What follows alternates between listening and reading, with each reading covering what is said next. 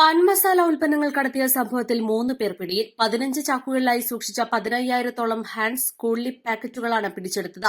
വിപണിയിൽ 8 ലക്ഷത്തോളം രൂപ വില വരും. പടപ്പറമ്പ് സ്വദേശി 38-കാരനായ അബു സ്വാലിഹ്, വടക്കേമണ്ണ സ്വദേശി 52-കാരനായ മൊയ്തീൻ, കോഡൂർ സ്വദേശി 40-കാരനായ ഷിഹാബുദ്ദീൻ എന്നിവരാണ് പിടിയിലായത്. മംഗളൂരിൽ നിന്ന് ഉള്ളിയുമായി വരുന്ന ലോറിയിലാണ് ലഹരി ഉൽപ്പന്നങ്ങൾ ചാക്കുകളിലാക്കി ഒളിച്ചു കടത്തിയത്.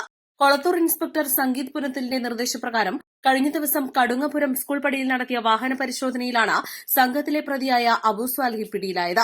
ലഹരി ഉൽപ്പന്നങ്ങളുടെ പാക്കറ്റുകൾ ഇരുചക്ര വാഹനത്തിൽ ഒളിപ്പിച്ച് കടത്തുന്നതിനിടെ പിടിയിലാവുകയായിരുന്നു. ഇയാളെ ചോദ്യം ചെയ്തതിനെ തുടർന്നാണ് 15 ചാക്കുകളിലായി സൂക്ഷിച്ച ഹാൻഡ്സ് കൂൾലിപ്പ് അടങ്ങിയ ലഹരി ഉൽപ്പന്നങ്ങളുടെ ശേഖരം കണ്ടെത്തിയത്.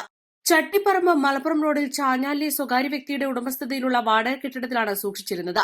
മലപ്പുറം, കോഴിക്കോട് ജില്ലകളിലെ വിവിധ സ്ഥലങ്ങളിൽ വിൽപ്പന നടത്താനായി മംഗളൂരിൽ നിന്നും പച്ചക്കറിയുമായി വരുന്ന വാഹനത്തിൽ എത്തിച്ചതായിരുന്നു ഇവ. എസ്ഐമാരായ Aswathy, Rajesh, Rajan, S George Sebastian, പോലീസുകാരായ ജയൻ, വിപിൻ, അഭിജിത്ത് എന്നിവരാണ് സംഘത്തിലുണ്ടായിരുന്നത്. East live, Perinthalmanna.